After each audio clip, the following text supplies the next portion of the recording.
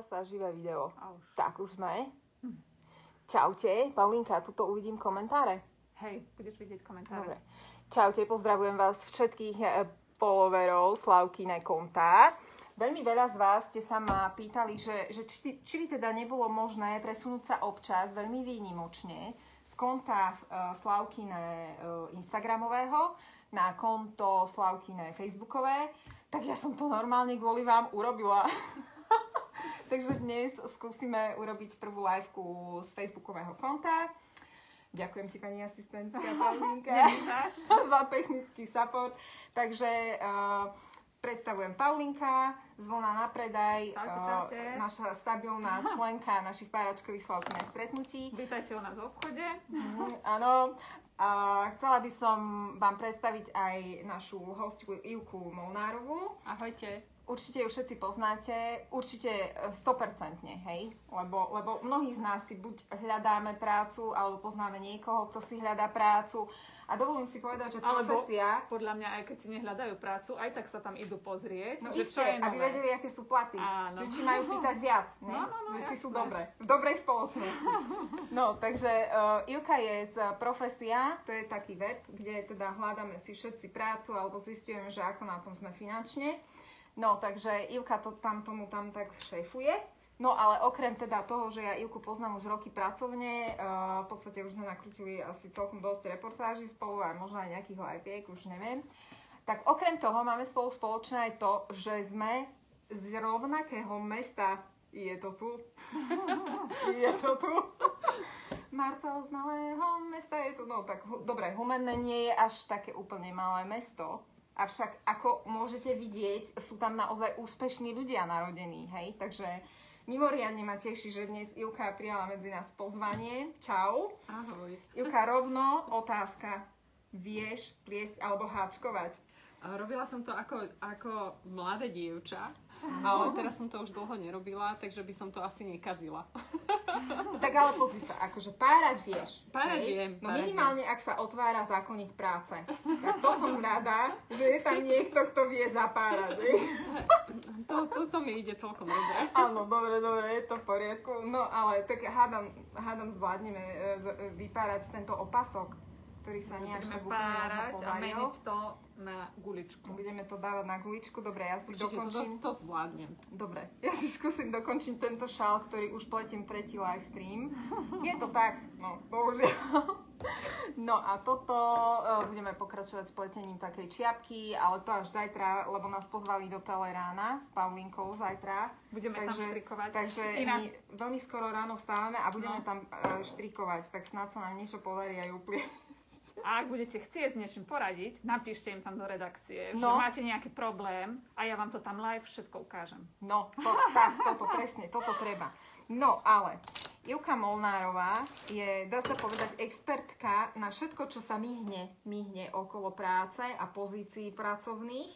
No a ja som si ťa pozvala dnes aj preto, lebo tak tá koronová situácia je, aká je. Núti to, viem, že asi mnohých zamestnávateľov vykonávať rôzne zmeny, ale aj personálne. Tak mňa by zaujímalo, že či ty vnímáš nejaké zmeny v tých inzerátoch, alebo teda ak jednáte, hej, so svojimi obchodnými partnermi, že či vidíš tam nejaké zmeny, hej, keď prišla tá prvá vlna korony na jar, či vidíš, že už sú tam zmeny v zmysle, že už niektoré z tých pozícií pracovných nie sú až také úplne možno vychytané, hej, alebo ktoré naopak si myslíš, že budú mať takú perspektívu väčšiu, možno väčšiu ako minulý rok, povedzme, hej? Asi by som začala od začiatku, že koľko pracovných pozícií a akým spôsobom nám korona ovplyvnila celý trh práce.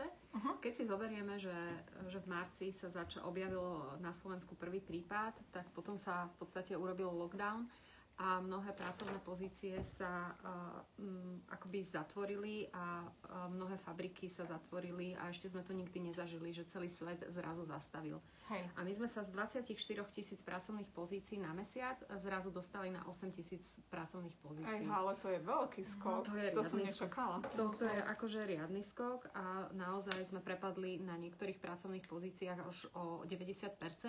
Týkalo sa to hlavne reštaurácií, cestovného cestovného ruchu, rôznych eventových agentúr a podobne. Jasné, takéto Takže to naozaj prepadlo veľmi, veľmi výrazne.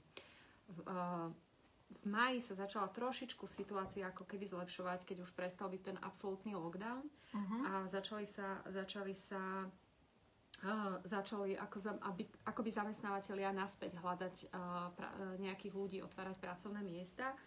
A celkom zaujímavá a dobrá situácia bola v septembri, kedy sme sa začali dostávať na rok 2019 a tými pracovnými pozíciami zase sme sa vrátili na čísla ako 18 000, 20 000 a podobne. Hej. Takže sme sa dostali veľmi, veľmi dobre na tie čísla. Tak to vyzeralo, ako keby sme už závodov pomaly. Áno, ale aj taká nálada bola medzi zamestnávateľmi, bola veľmi dobrá nálada medzi ľuďmi. Už akoby mali pocit, že celá vlna prefrčala a že už si môžeme ďalej existovať a ten trh sa začal spamätávať, ekonomika sa začala spamätávať a už sme si mysleli, že sme za vodou. Prišlo asi také uvoľnenie po tých prázdninách. Prišlo uvoľnenie, deti začali chodiť do školy, konečne po pomaly 3/4 roku išli do školy, takže taká dobrá nálada bola všade. Počkaj, ty máš tiež 2 synov, ale už sú dospelí. Ale študovali v zahraničí, nie? Študovali v zahraničí a ešte mladší syn doštudováva v zahraničí a ešte má posledný rok. Takže tiež robí dištančne. Ako keď takto, že musel sa vrátiť, predpokladám nejak zo zahraničia? Musel sa vrátiť zo zahraničia. Akože zatiaľ v pohode. Dokonca bol 2-krát aj v Rakúsku, kde mali, kde to nebolo dištančne, ale kde sa potrebovali stretnúť s vyučujúcimi, lebo vyberá si diplomovú prácu, končí diplomovú prácu. Takže posledný ročník má a takisto sa stretli, lebo tým, že on má marketing a cestovný ruch a zameraný hlavne na športový manažment, tak sa stretli v jednom zariadení, kde pre nich robia ako keby bakalárskú, alebo teda nejakú prácu, kde v podstate im navrhujú nejakú marketingovú kampaň a navrhujú to, že akým spôsobom by mali zlepšiť tie hotelové služby z pohľadu mladých ľudí. Takže majú konkrétne veci. To je zaujímavé teraz, nie? Lebo však predsa len ten gastrobiznis a eventy všeobecne sú teraz asi na tom ako jedno z tých najhorších, nie? Áno, určite áno. Cestovný ruch. No a teraz sa dostávame k tej druhej vlne, takže prišiel druhý lockdown. Sice nebolo to tak výrazné, ako to bolo v apríli a v marci, lebo už sa nezatvorili fabriky, už sa nezatvorili niektoré prevádzky, takže akoby ten život pokračoval ďalej, takže neklesli sme tak výrazne, ale klesli sme hlavne tých prevádzkach segmentu Horeca, to znamená reštauračné služby, cestovný ruch a podobne, takže to sme klesli. No, aj výrazne, nie? Lebo 70-80%. No, to sú šialené čísla. 80%? Tam nie sú žiadne pracovné pozície v gastre. Čiže toto teraz nič, no a... Ani cestovný ruch, ani nič podobné. Takže to je naozaj ľudia z cestovného ruchu naozaj nemajú do čoho teraz momentálne pichnúť. No a čo teda, neviem, odporúčaš možno nejaké rekvalifikačné kurzy? Lebo ja myslím, že človek akože sa aj dá na rekvalifikáciu, ale potrebuje vidieť to svetlo na konci tunela, že mu to k niečomu aj bude. Tak čo myslíš tie rekvalifikačné?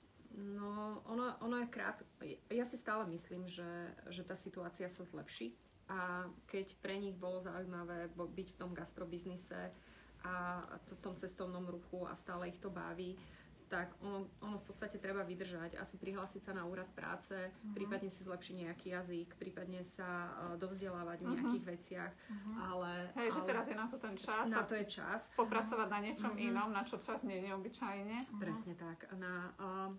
Mnoho ľudí je kvázi vyhorených a potrebujú si oddychnúť. Veľa firiem teraz momentálne rieši, že sa zameriavajú na duševné zdravie zamestnancov, lebo ako sme hovorili, tá prvá vlna sme nejakým spôsobom prežili a išli sme do lepšieho počasia, lepšieho obdobia, bolo dlhšie svetlo. A také šokové to aj celé bolo, že sme to všetci zmrzli, že bože, čo teraz? A každý to nejakým spôsobom trpezlivo zvládol, ale tá druhá vlna je oveľa ťažšia, lebo už každý si myslel, že už to máme za tým. A začalo na Slovensku oveľa viac ľudí aj zomierať, začalo byť oveľa viac prípadov a predsa ideme do takého depresívnejšieho obdobia a tým pádom je dlhšia tma a aj bez korony ľudia horšie znášajú práve to kvázi sa hovorí temné obdobie, ako je to v Hej, ženských hej, kruhoch, no, tak sa hovorí morenovské obdobie. Tak si pamätám, keď spolužiaci chodili na Erasmus do tých škandinávskych krajín, tak oni dostávali extra papier, že keď proste budú mať depresiu v zime, keď tam išli na zimný semester, že na koho sa majú obrátiť, čo majú robiť, že ako s tým majú pracovať, lebo tam je fakt vidno len pár hodín za deň, vieš? My sme fínska spoločnosť. Takže, no. A my keď sme chodievali do Fínska v zime, tak naozaj tam 4 hodiny vidieť. Akože to je veľmi... To už je drsné, strašne. No a keby si tak mohla byť aj konkrétna, možno v nejakých konkrétnych pozíciách, keby sme hovorili, že ktoré sú také že vychytené momentálne. Hej, a že aj vidíš sama, že by to mohlo byť aj také, že celkom dlhodobé pracovné miesto. Určite asi všetci nakupujeme momentálne v rámci e-shopov. A sociálne siete a to, akým spôsobom zaujať na sociálnych sieťach, akým spôsobom urobiť reklamu na sociálnych sieťach a ako nastaviť reklamu a shopy tak, aby som to 1-2 klikmi nakúpila to, čo potrebujem. Takže tieto pozície sú veľmi vychytené momentálne, to znamená e-commerce manažéri, rôzni PPC, marketingoví manažéri alebo špecialisti na PPC kampane, ktoré v podstate akým spôsobom urobiť reklamu na Google, aby ma bolo vidieť. Takisto weboví architekti, hlavne na bezpečnosť webu, aby som zaujal ten web, aby to bolo v poriadku. Tiež rôzne IT pozície, programátori, takže toto určite. Takisto sa nám zvýšili pracovné pozície v oblasti zdravotníctva, zdravotných služieb, čo je pochopiteľné, ale takisto aj učitelia. Lebo predsa len prechodom na online mnohí dôchodcovia, ktorí boli v školstve, tak skončili, tak to vzdali, lebo neboli ochotní sa prispôsobiť tej novej situácii, alebo už nechceli, už to bolo veľa. Takže dostali šancu práve mladí, ktorým sa začal ten online svet páčiť. A myslím si, že tých pracovných pozícií v oblasti školstva začalo byť oveľa viac. A takisto aj to, akým spôsobom učiť na školstve, akým spôsobom vzdelávať cez vzdialenú formu. Tak na základe toho sme mali oveľa viac pracovných pozícií, ako to bolo treba v minulom roku. Lebo školstvo je zaujímavé aj tým, že tam je priemerný vek asi najväčší, vysoký, čo sa týka aj zdravotníctva, aj školstva, lebo tam pracujú hlavne ženy po 50-ke pomaly, takže tam priemerný vek je asi najvyšší, keď porovnáme ostatné segmenty. A aký je? Zhruba 50 a viac. Tak to je to je fakt vysoké číslo. 45 až 50. Akože, neviem, ja to tak stále vnímam ako mama, hej, že to učiteľstvo je isté poslanie, musíš sa preto narodiť, jedno s druhým jasné, a tie platy sú ako hrozné, hej. Ale je to v podstate, dá sa povedať, fajn zamestnanie pre ženu, ktoré, povedzme, vieš už po materskej, potrebuje niekde nastúpiť, ale tak zasa by mohla o 2., o 3. v podstate pick-upnúť deti a zvážať ich na krúžky, hej. A prázdniny. No, hej, ako ja viem, že to je veľmi akože také relatívne, hej. Hej, ja viem, že oni nemajú akože prázdniny, ale nie je to proste, že 12-hodinová práca denne, hej, na ktorú je mnoho ľudí vo veľkých firmách, korporáciách asi zvyknutých.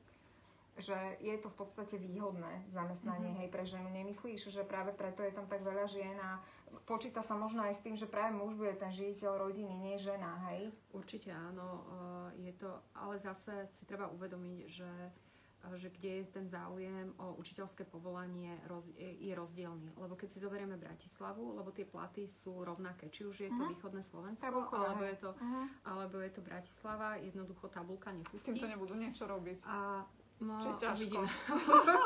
Uvidíme, ale určite sa krásnych 5%. Ale chcú sa teraz plošne zvyšovať platy učiteľov určite. Čiže minister Branislav Groling to chce zaviesť, lebo to nie je len to, lebo ja hovorím, že aj keď sa naleje hneď teraz do školstva veľa peňazí, ono to kvalitu školstva nezmení. Potrebujeme zmeniť systém, potrebujeme zmeniť to, že to učiteľské povolanie bude atraktívne a ľudia si ho budú vedieť vážiť a že bude zaujímať aj mladých ľudí a že bude tak atraktívne, že mladí ľudia to budú chcieť študovať a budú chcieť robiť učiteľov. Lebo tým, že je v spoločnosti dané, že sú nízke platy učiteľov, tak mladý človek to síce vyštuduje, ale už deklaruje počas vysokej školy, že to nebude robiť.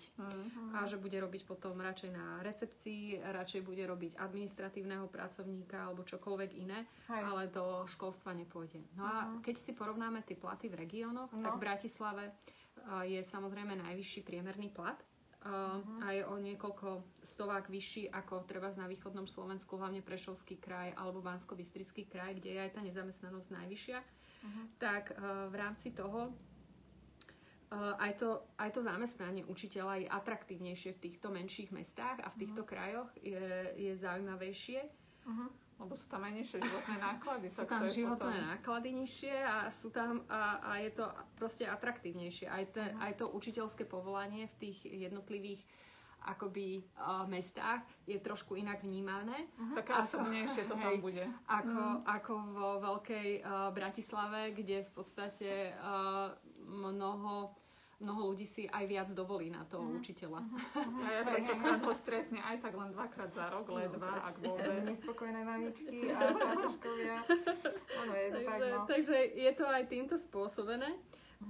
Takže verím tomu, že tým, že sa zvýši celkovo platy, že sa zvýšia v hospodárstve a hlavne v školstve, takže to pomôže hlavne mladým ľuďom, že budú chcieť študovať a v podstate budú nahrádzať tú staršiu generáciu, ktorá už možno ani nestačí na tie informačné technológie a v podstate na tie veci, lebo teraz mnohé školy, lebo my sme robili akadémiu pre riaditeľov škôl a mnohé školy a my si ani nevieme predstaviť, čo prežívali riaditelia a v podstate učitelia škôl, akým spôsobom zabezpečiť celé fungovanie školy, ako zabezpečiť vyučovanie, ako zabezpečiť naozaj aspoň nejaké to vzdelávanie detí. A trvá to už dlho. No, určite, že hej. A vyzerá to úplne nekonečne v tejto chvíli, že to ani neskončí. Ale zase to má aj lepšiu stránku. Zase musím povedať, že rodičia si začali vážiť učiteľov. Áno, určite.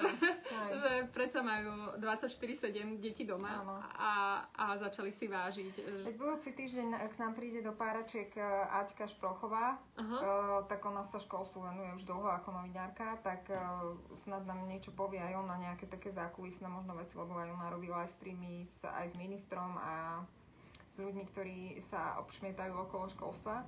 Tak sa zvedavá. Možno aj dačo nové už bude budúci týždeň. No, ale chcela som sa ešte Ivi vrátiť k tým pracovným pozíciám.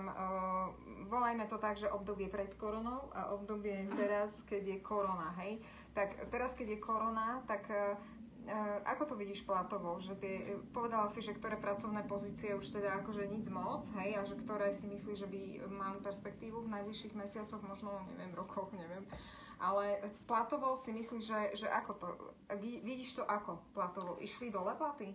V podstate nemohli ísť úplne dole platy, lebo potrebuješ podpísať pracovnú zmluvu, aby si mohla znížiť platy. Niektoré firmy, samozrejme, ak mali ťažkú situáciu, museli znižovať dočasne platy.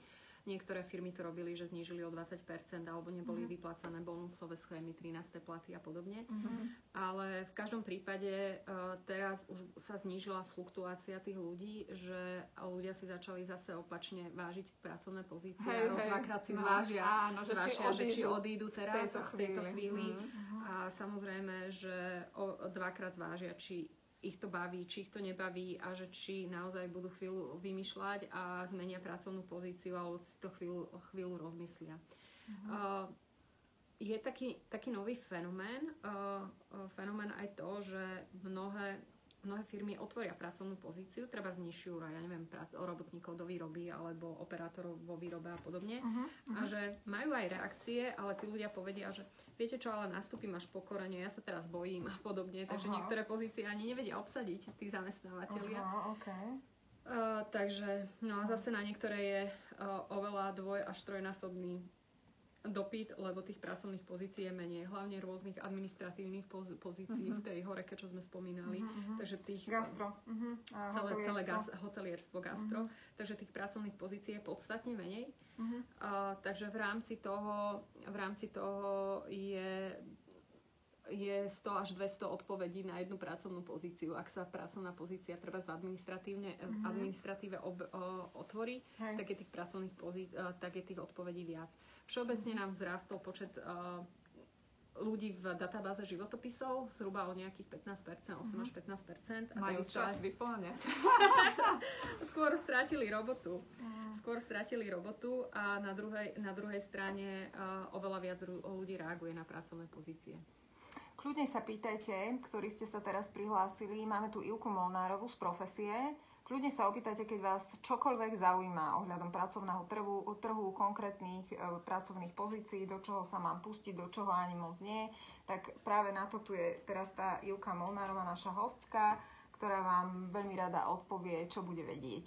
No, takže ja by som ešte ma celkom zaujímala tá téma znevýhodnenia, znevýhodnených pracovníkov, lebo tak teda moje združenie sa venuje znevýhodneným ženám. Viem, že je to extrémne náročné aj v necovidovej situácii, vôbec uplatniť sa na trhu práce. Stále mám pocit, že možností pracovať na part-time je strašne málo, v porovnaní so zahraničím určite. A práve ten part-time by bol možno vhodný pre znevýhodnené skupiny ľudí. Tak ako to vidíš s týmito skupinami ľudí? My sme pred 2 rokmi rozbehli projekt Výpomoc so srdcom, kde sme si otestovali v podstate sami v profesii zamestnať znevýhodnených ľudí. Mali sme tiež firmy, s ktorými sme zamestnali niektorých ľudí a stále to rozbiehame. Je to veľmi zaujímavá téma, veľmi náročná téma, ale v podstate prišli sme na to a chceme zmeniť aj legislatívu, aby v podstate nám pomohol štát v tom, a dal ľuďom lepšie podmienky a hlavne asistentom pracovného začlenenia, ktorí by pomáhali v tých úvodných fázach toho človeka zaškoliť. Lebo sme prišli na to, že keď v podstate príde ten človek znevýhodnený, poprvé príde do prostredia, ktoré nie je pripravené na toho človeka. Príde, nevie, čo má robiť, samozrejme potrebuje mať iné nároky a iné veci, lebo je určite pomalší, možno nestíha, nerozumie pokynom, nedokáže pracovať v tíme, nikdy nepracoval v tíme, môže tam nastať šikana alebo niečo podobné, ako čokoľvek sa môže vyskytnúť. Čiže my sme prišli na to, že potrebujeme toho človeka v prvom rade sa stretnúť s tým manažérom a s tou firmou, že čo bude vlastne ten človek vykonávať, zaškoliť ho mimo toho pracoviska. My sme to robili s tímom špecialistov, ktorý naozaj pomáhal tých ľudí zaškolovať. A na základe toho potom prišiel na pracovisko, kde mal toho asistenta pracovného začlenenia, kde pomáhal v rámci tímu aj sa pripraviť celý ten tím, akým spôsobom sa na neho pripraviť, čo sa môže stať, keď príde takýto človek, čo môžu od neho očakávať, keď sú neprimerané reakcie, ako reagovať a podobne. A ty hovoríš teraz o znevýhodnených ľuďoch, ale zdravotným. A to môžu byť psychické znevýhodnenia, Downov syndrom, Asperger, čokoľvek. Čiže oni dokážu byť veľmi, veľmi lojálni, veľmi pracovití, chcú pracovať, chcú mať zmysel života, len naozaj im potrebujeme vytvoriť tie podmienky, aby dokázali v tom čase uplatniť a hlavne, aby to pracovisko mu rozumelo. My sme také projekty urobili aj môžem spomenúť konkrétne firmy, Curadent, Slovakia, kde v centráli nám pracuje Majko Bednár, ktorý je autista a pracuje 2-krát do týždňa niekoľko hodín práve v Curadente. Potom máme s Downovým syndromom chlapčeka, ktorý pracuje. Potom sme mali z Johnson's Control študentov, ktorí pomáhali záhrady upravovať ako benefitný program. Teraz máme človeka v zásielkovni, v magistráte a podobne. Čiže, ale trvá to dlhšie, lebo potrebujeme tých ľudí pripraviť na jednej, na druhej strane, ale potom tí pracovníci sú veľmi dobrí. Čiže naozaj sa to dá urobiť. Ale väčšina z tých firiem veľkých aj tak preferuje skôr to tzv. Náhradné plnenie, nie? že urobí ale objednávku. ani nie, lebo oni majú rôzne programy teraz momentálne diverzity a potrebujú naozaj ukázať, že tých ľudí zamestnávajú a chcú to robiť, len častokrát aj tí ľudia sa boja prihlásiť, nevedia, akým spôsobom sa prihlásiť. Profesia urobila to, že dáva tým firmám bezplatnú možnosť si pozrieť všetky životopisy z nevyhodnených ľudí, že majú možnosť si vybrať týchto ľudí. Takže akože myslím si, že robíme pre nich maximum a na základe toho už máme úspešné projekty a verím, že teraz možno popracujeme s ministerstvom práce na tom, aby sa zmenila dobrá legislatíva. A keď sa zmení legislatíva, tak... V akom smere sa musí zmeniť tá legislatíva? Je tam napríklad jeden paragraf, ktorý ak zamestnáte človeka so zdravotne znevýhodneným na trvalý pracovný pomer, máte problém ho vyhodiť. Že nemôžete ho vyhodiť. Samozrejme. A má obrovskú ochranu. A na základe toho firma sa bojí zamestnať takého človeka a oni sami hovoria, že sú tak strašne chránení, až sú nezamestnateľní. Takže to je jedna vec. Druhá vec je, aby dostala firma peniaze na toho asistenta, na človeka, ktorý naozaj bude začleniť ho, lebo na to peniaze nie sú a tým pádom potom ten človek vychádza veľmi draho. Že neurobí ani taký výkon a vychádza veľmi draho. Ale zase vychádza lacnejšie, ako mu platiť sociálne služby alebo sociálne veci, lebo ten človek je naozaj potom rád, že má nejakú prácu a má zmysel vôbec života. Tí ľudia naozaj, my sme mali kočku, ktorá k nám chodila žehliť 2-krát do týždňa, potom chodila žehliť do Johnson's Control ako benefitný program pre našich zamestnancov a ona úplne ožila. Ona bola niekoľko rokov zavretá. Benefitný program, že žehlenie? Áno. To počujem prvýkrát? No jasné. To je super nápad. Že akože počkaj, že ja keby som bola zamestnaná v profesii, tak mám ako benefit, lebo som veľmi dobrá zamestnankyňa a spoľahlivá. No ale ja som. Áno. Tak príde si šprádlo a odchádzaš by z vyžehlenia. Naozaj? Tak toto je super. A toto môžu presne robiť tí zdravotne znevýhodnení ľudia. Ináč ja si viem predstaviť, ako ona bola šťastná. Úplne, jasné. Že prišla medzi ľudí, akým si to vymenili tie veci, tak pochlabocili. Vieš ten pocit, že jasné, má trhu práce. A hlavne má zmysel a jej tak narastlo sebavedomie, že naozaj potom, keď bola korona, tak vtedy sme to museli prerušiť, tak verím tomu, že sa vrátime, tak ona si hľadala miesto upratovačky a už dokázala. A ona už dokázala ovládať výťah, všetko, ale predtým nedokázala prísť ani do zamestnania. Akože, že stala sa súčasťou normálne nášho tímu. Tak počkaj, to mi povedz viac takýchto benefitov, že ako je možné. No to ma fakt zaujíma, že ktoré sú také podľa teba také neúplne tradičné. Ale nemyslím, že len u vás, ale tak všeobecne, čo ty si sa tak pozastavila, že wow, že to je čo za benefit, že výborné. Vieš čo, tak my máme aj kozmetičku, máme masera. Tak ako.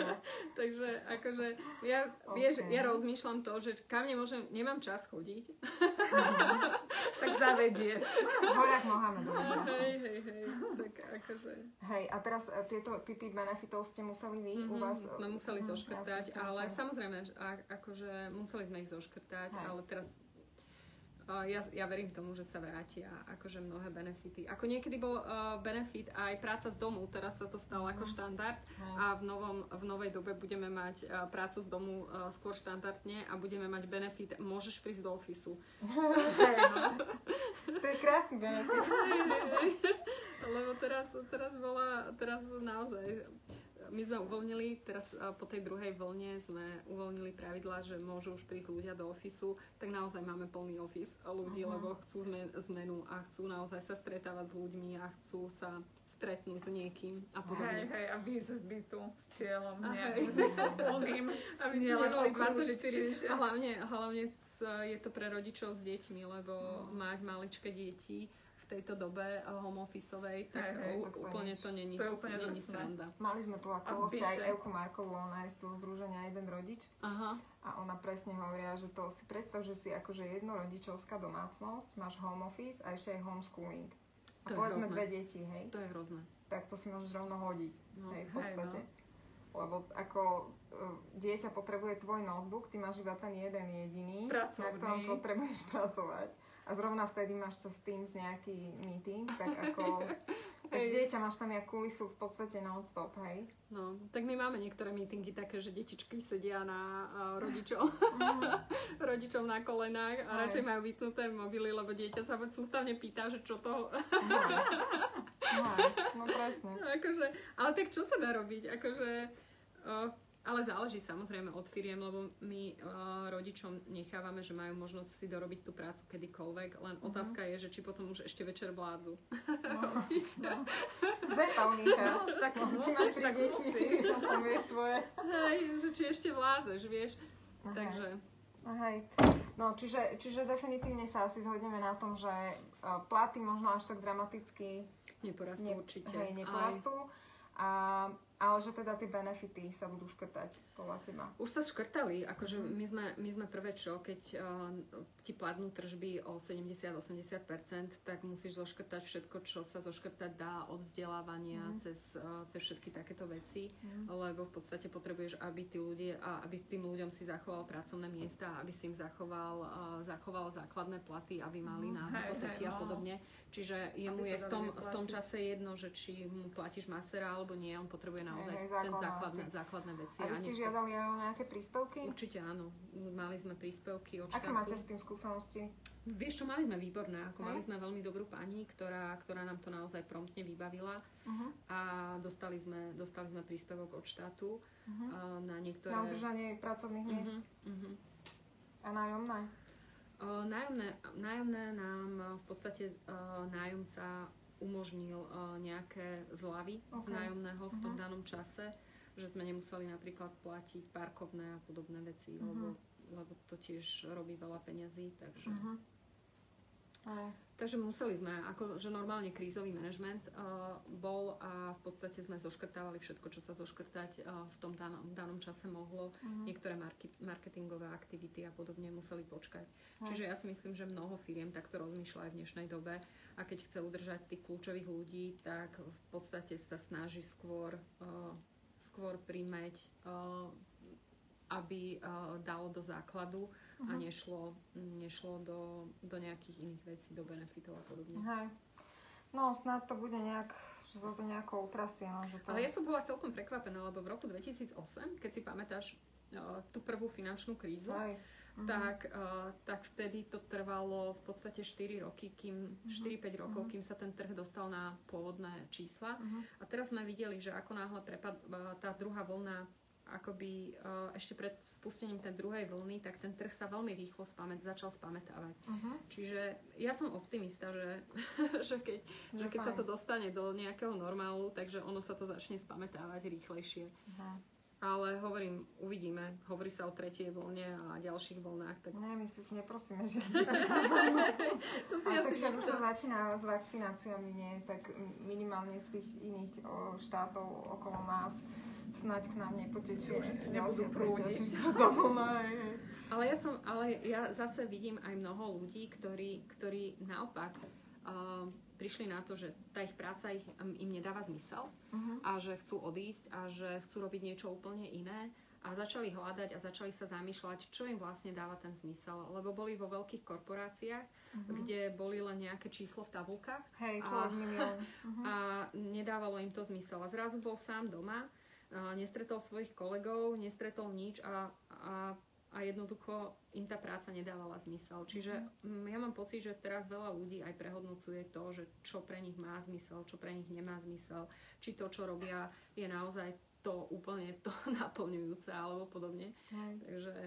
A vidíš aj veľa, povedzme, nových firiem, ktorí vás oslovujú, že chcú hajrovať nejakých nových ľudí, úplne že novo vzniknutých počas korony? To by som sa musela spýtať našich obchodníkov, to ja už nemám taký prehľad, ale v každom prípade sú firmy, ktorým sa veľmi darí a ktorí začali naopak prosperovať práve v čase korony. A to sú aké? Pamätáš si aspoň oblasti? Práve tie online weby, rôzne e-commerceové spoločnosti, agentúry, ktoré robia online biznis a podobne. Čiže určite všetko, čo sa týka online, takisto si zober, že nikdy sme nemávali žiadne vzdelávanie alebo nič podobné cez online platformy. A teraz tých platformiem vzniká obrovské množstvo. Takisto rôzne vzdelávanie pre školy, pre ľudí. Čiže to sú ďalšie množstva akoby platformiem, ktoré vznikajú. Takisto mnohé firmy museli zabezpečiť úplne iný druh služieb, ktoré potrebujú nie v office, ale potrebovali zabezpečiť, aby fungovali ľudia v rámci domáceho prostredia. Čiže ďalšie služby s tým spojené. Napríklad vybavenie kancelárií do domácnosti a podobne. Firmy napríklad prispievali na to, aby si mohol človek urobiť kanceláriu doma. Áno? Alebo my sme napríklad poskytovali to, že zamestnanec si mohol zobrať stoličky, mohol zobrať monitory domov, aby si vytvoril to pracovné prostredie. Čiže urobil si veľmi pekný pracovný stôl, dal si sako, košelu, krátu a dole si nechal... Daniel, povedz, čo si tým nechal? No Pyžamko. Musím zapojiť do tohto streamu aj Daniela. On prišiel s Ivkou ako morálna podpora. Poď nám povedať, ako prebiehali u teba takéto meetingy online. Povedz, čo si mal oblečené? Dole hlavne ma to zaujíma. Čo si mal dole oblečené, no? Si predstavila, že mám košelu s viazankou, spodné prádlo a nič, ne? No tak nejako... A takto to pri stole. A zostalo to vlastne... A takto to pri stole nie je vidno. Áno, ale... Tam už trošku dohľadala Juka na mňa, aby to tak úplne nebolo. Zabezpečila ti domáce štúdio. Počkaj, ale akože... Ale je pravda, že som sa nevyhol aj takýmto stretnutiam, kedy Juka bola v jednej miestnosti a v druhej, medzi tým ešte niekto tam bol u nás, takže som sa narýchlo zavrel do spálne a len proste notebook na kolena a tváril som sa teda, že som pripravený na business meeting. A ja mám fotku výbornú, na marketing urobil výbornú fotku z ofisu a máš v pozadí, vieš, síce si v posteli, ale si v pozadí. Ale tuto je niečo pre teba, lebo tuto je všetko zaoslené. Ale ty už máš prax, Daniel, pokiaľ viem, v týchto páračkových stretnutiach. Ja už mám prax. No povedz nám o tejto tvojej praxi. Páračky boli niečo iné ako toto. Ono to vyzerá, že keď sa tu niečo pára, tak sú to páračky. Áno. U nás sa to volalo driapačky. U nás sa to volá, že dvojtvár. Dvojtvár, hej. Tak sa volíme. A bolo to miesto, kde sa páralo perie. Áno. Kde mladým dievčatám ženičky pripravovali výbavu. Hej. Aby sa mohli vydávať a mali aspoň tie najzákladnejšie. A ty si na takých stretnutiach jazda bol? Ja som na takomto stretnutí párkrát bol, lebo ako malý chlapec som vyrastal u starej mamy, ktorá na driapačky chodievala. Wow. A ja som občas u starej mamy prespával, lebo rodičia, keď skôr potrebovali vstávať do práce alebo tak ma nechali, hodili ma k starej mame, aby ma ráno nemuseli budiť a tá už ma potom odviedla do škôlky a keďže podvečer sa chodilo párať. A o akej časti Slovenska sa bavíme? Ja som na strednom Slovensku, v okrese Prievidza. A tam som teda bol účastníkom. Ako to ty vnímaš?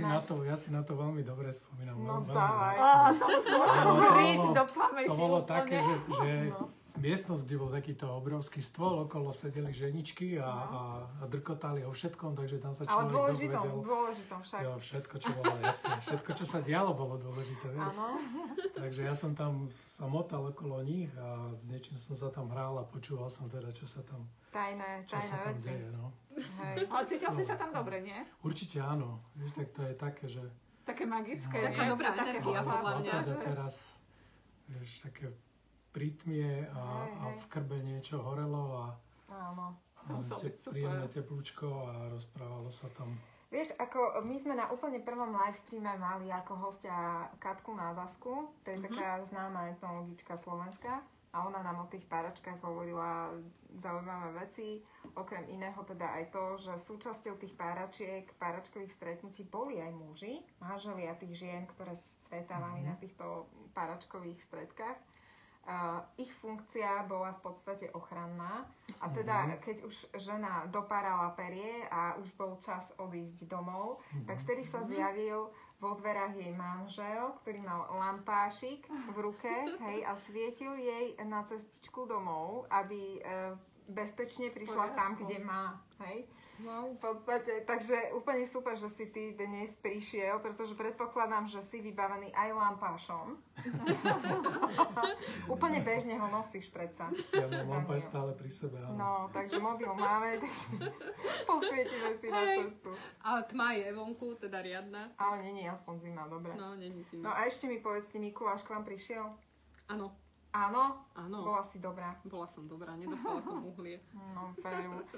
Teda, a ty, Daniel, ako? Ty si čo nosil v čižmičke?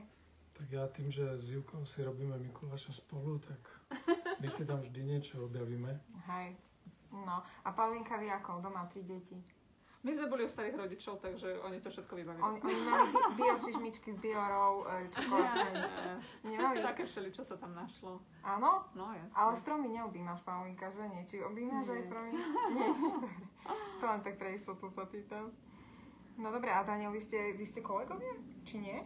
S Ivkou? Áno. My sme partneri, nie. Ja robím Úplne niečo iné, v inom segmente. Ale sme Ja som partneri. v svete, ale niečo nás predsa len aj biznisovo spája. Ale sme partneri, lebo začali sme robiť terapie a robíme spoločne terapie. Ľuďom, sa snažíme pomôcť, hlavne keď majú nejaký problém, aj pracovný, že sa im to pravidelne opakuje, buď nejaký problém doma, alebo v práci, alebo niečo podobné, tak sa ich snažíme viesť k tomu, že kde to mohlo vzniknúť, ako to vzniklo a hľadáme príčiny v hlbokom podvedomí.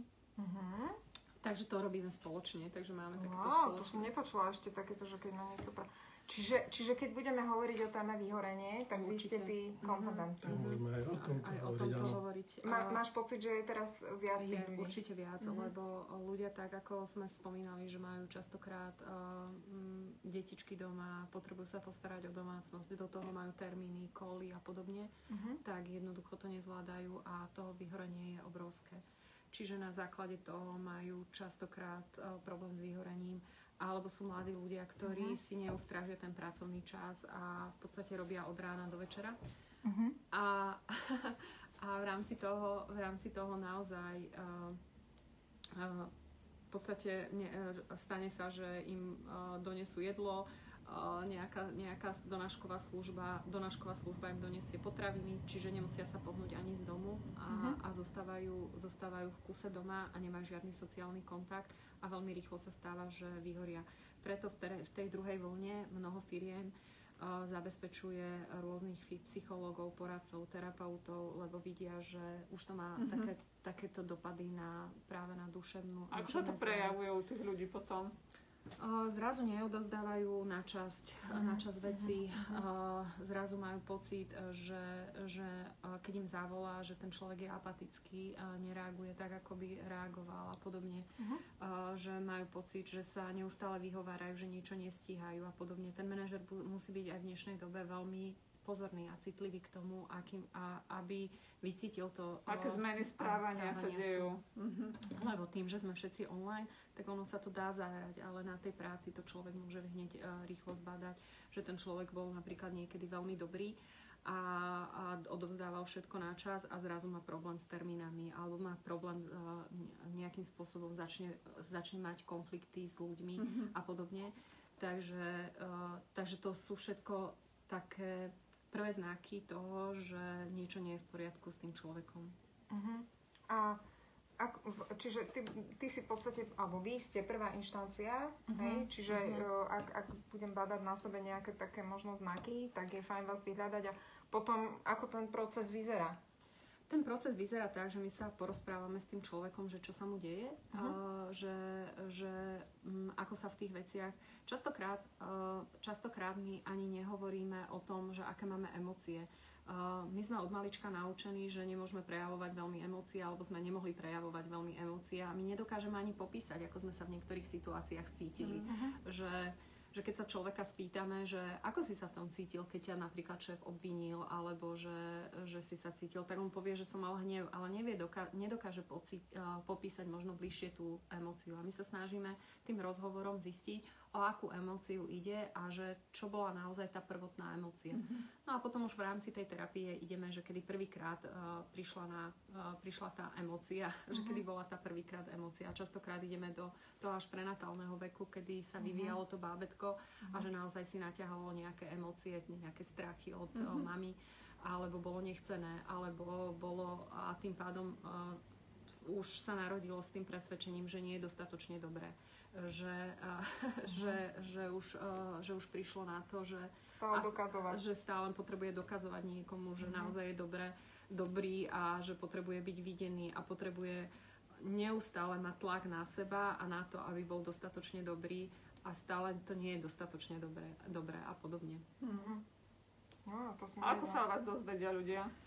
Tak u nás cez referencie, lebo my to robíme po práci, takže hlavne je to o referenciách, že ľudia si odovzdajú čísla a odovzdajú si veci.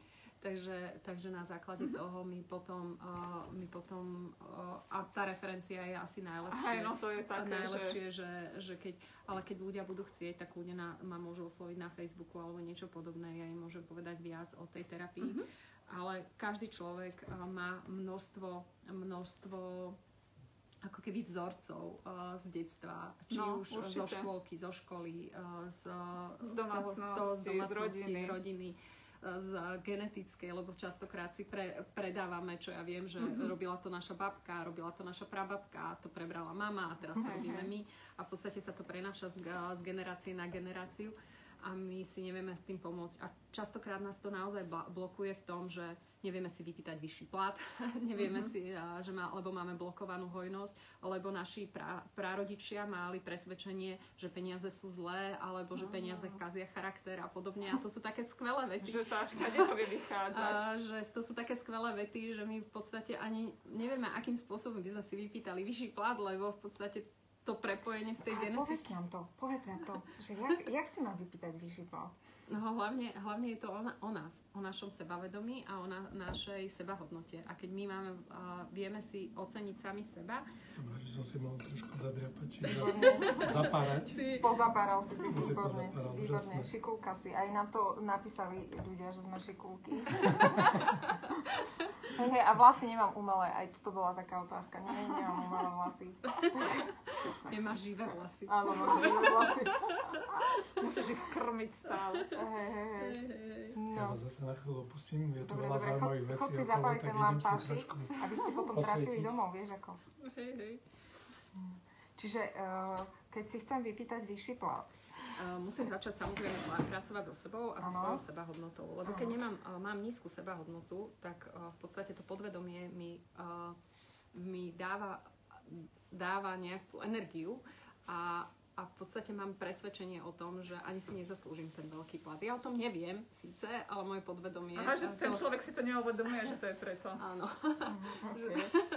Nie, ale v každom prípade je naozaj dôležité priniesť argumenty, že v čom som dobrá, čo prinášam tej danej spoločnosti, čo sú tie moje pozitíva, alebo čo som za posledný rok, lebo väčšinou to je raz za rok sa zvyšuje plat na nejakom hodnotiacom pohovore a vtedy by som sa mal dobre pripraviť na hodnotiaci pohovor a povedať si, že aha, tak toto som urobil, toto sú moje projekty, ktoré sa mi podarili, toto som ušetril firme, tuto viem. Proste naučí vyčísliť úplne. No a hlavne priniesť argumenty, akože argument, že mi zvýšili hypotéku, alebo že mám 2 deti, úplne nesúvisí s tým pracovným, ale musím naozaj prezentovať to, že čím som prispel k tej firme, že mi má zvýšiť plat. Hej, že čo on urobil dobre pre tú firmu. Tak. Počuj, Ivi, a ešte ma zaujíma jedna vec, že stretávam sa s tým, že je taká akoby diskriminácia, čo sa týka veku na trhu práce. Vidíš ju aj ty? Je to veľká téma a je to aj moja téma tým, že ja budem mať budúci rok 50-ku. Neuveriteľné. Takže ja už, keby som si asi hľadala prácu, už by som zapadala do tej vekovej skupiny, ktorá je diskriminovaná. Jasné. A od akého veku sa hovorí? 45+. Okay. 45 plus sa hovorí, že je diskriminácia a pritom ja som dodávala aj v mnohých prezentáciách, v mnohých článkoch dáta, že tá generácia naša je už iná, lebo ja som bola na vysokej škole, keď začala revolúcia, teda v 89. som bola prváčka na vysokej škole a v podstate my sme zažili všetky tie zmeny, ktoré sa v spoločnosti diali, že zažili sme na strednej škole socializmus, potom sme prešli do kapitalizmu, tam prebiehali rôzne zmeny, zažili sme asi najväčší technologický boom vôbec na planete a že sme sa prispôsobili naozaj rôznym zmenám. A že sme generácia, ktorá už aj rozpráva, jazykovo je dobre vybavená. A keď som porovnala dáta... Je určite. Tak dobre. Je určite. A keď som porovnala dáta a pozrela som si 40 alebo mojich rovesníkov pred 10-20 rokmi dáta, tak sa tam aj líši v tom, že neboli technologicky vybavení, nevedeli jazyky, nedokázali možno niektoré veci, ktoré už my máme. A my sme naozaj fakt, že taká generácia, ktorá si aj vydrala veľa vecí a je veľmi lojálna a dokázala pracovať 12-14 hodín. Veď si to pamätáš, Slávka, pred materskou dovolenkou, ty si tiež nevedela, čo je piatok, sviatok. A že sme boli generácia, ktorá naozaj dokázala drieť. Teraz mladšia generácia už si vie oveľa viac stanoviť také tvrdšie podmienky. Áno? A vie si aj... Viac asertívne. Hej, to aj ja vnímam, že si dupnú a povedia si, že a nie až tak nekriticky? Určite áno. Často áno. Lebo sa nevedia porovnať, ale vedia si dupnúť. Ale to nás učí. To našu generáciu učí, že ako sa postaviť za seba, ako si vydupnúť. Hej, že aj vy si musíte dupnúť. Presne tak. A že ten človek, ktorý je možno v 50-ke, sa zamyslí, tak mladý si to takto dupne a ja si to neviem a mne prejde všetko a jemu neprejde nič. Akože, no tak idem do toho. Vieš, takže... Tak sa boja, no, že asi tí 50-tníci, že no, tak vymenia ma za mladšieho, ktorý obetuje úplne celý svoj život súkromný. Ale ďalšia vec je, že naozaj aj tí 50-tníci musia na sebe pracovať celý život. Že to nestačí, že som niečo vedel, ale neustále sa vzdelávať a neustále na sebe akoby pracovať, lebo ten svet ide rýchlo. A je dôležité, ja hovorím, že je dôležitá diverzita, ale aj veková diverzita, lebo mladí sa majú čo učiť od starších, ale starší musia vedieť akceptovať tých mladších a čo sa vieme naučiť aj od tých mladších. Hej, podľa mňa je to o vzájomnom učení sa, aj tí starší od tých mladších, aj tí mladší od tých starších. Tak. A keď budeme vedieť rešpektovať jeden druhého, tak si myslím, že ten rešpekt bude vzájomný a tým pádom starší ľudia sa nebudú musieť báť o tú prácu. Ale je to zase téma aj psychologická, že akým spôsobom my sme vyrovnaní, tá naša generácia s niektorými vecami a podobne. Ale tá diskriminácia je veľmi silná veková, lebo ja to vidím napríklad v porovnaní s Fínskom, lebo ako som spomínala na začiatku, keď sme sa bavili o tom, že aká je tma vo Fínsku teraz momentálne, tak ja vidím, že tam nemajú problém so staršími ľuďmi a so staršími akoby na mnohých pozíciách, kde sú aj 50, že tam je to tak prirodzenejšie. Že tam je to tak prirodzené. A tam je to ako s dôchodkami? Ako to tam funguje? Ja som mala teraz šéfa, ktorý mi minulý rok odišiel do dôchodku a mal 62 rokov. Takže nejak tak obdobne. Podobne, 60-62 plus. Takže podobne to majú. No, tak to je u nás časom nebude také, že 50-tník bude držať hubu a krok a bude rád, že je rád. Ale vieš, či chceme, či nechceme, tá demografická krivka nás dobieha a my budeme mať menej 40-tníkov alebo do tých 40 rokov za 5 až 6 rokov menej o 450,000. Wow. To je strašne veľa. A je už niektorá krajina, v ktorej sa to deje, že by sme sa vedeli s nej poučiť? Západné krajiny už sú dávno v tom, preto oni sú otvorenejší aj pre tých... Kto si sa tu pýtal, že či bude tento šál na predaj? Keď to zhodnotí Paulinka, že je na predaj, tak bude na predaj. U mňa na webe Slavkina.sk. Môže byť. Ale vidíš, už ho tretie stretnutie pletiem. Som preušila, dievčatá. Nie, v pohode. No, budeme musieť pomaličky končiť, vážení a milí. Veľmi ti ďakujeme, Ivka, aj Aj tebe, Daniel, za informácie z pravej ruky ohľadom páračkových stretnutí, lebo ja som také teda osobne nezažila, iba som o nich veľa počula. Ale mám babku, ktorá aj tkala na krosnách, aj háčkuje krásne veci, fakt akože úžasné. No, ale páračkové stretnutia som teda nezažila. No, veľmi ti ďakujeme, Ivka, že si nám prezradila veľa vecí, o ktorých ani ja neviem o tebe. Verím, že budete mať peknú ešte druhú adventnú nedeľu. Ak si ráno privstanete kvôli nám, tak budeme veľmi radi. Budeme veľmi radi, ale ak nie, tak určite to niekde budeme mať záznam. Tak budeme informovať o tom našom pletení aj v Teleráne. Budúci týždeň privítame Andrejku Šprochovú, ktorá je, dá sa povedať, špecialistka na školstvo. To som zvedavá. Takže budeme opäť hovoriť o home office, o homeschoolingu a o všetkom, čo s tým súvisí. Verím, že budete mať bohatú, štedrú nádielku mikulášsku. Ak teda ešte u vás nebol Mikuláš, tak verím, že zajtra si nájdete niečo takéto minimálne. Alebo takýto, hej, toto je taký anielík, nie čert, Mikuláš, dievčatá, vyberte si, ktorá chcete čo? Ja som anielika. Anielík. Tak, Daniel, nech sa ti páči jeden medovníkový Mikuláš. Ďakujeme.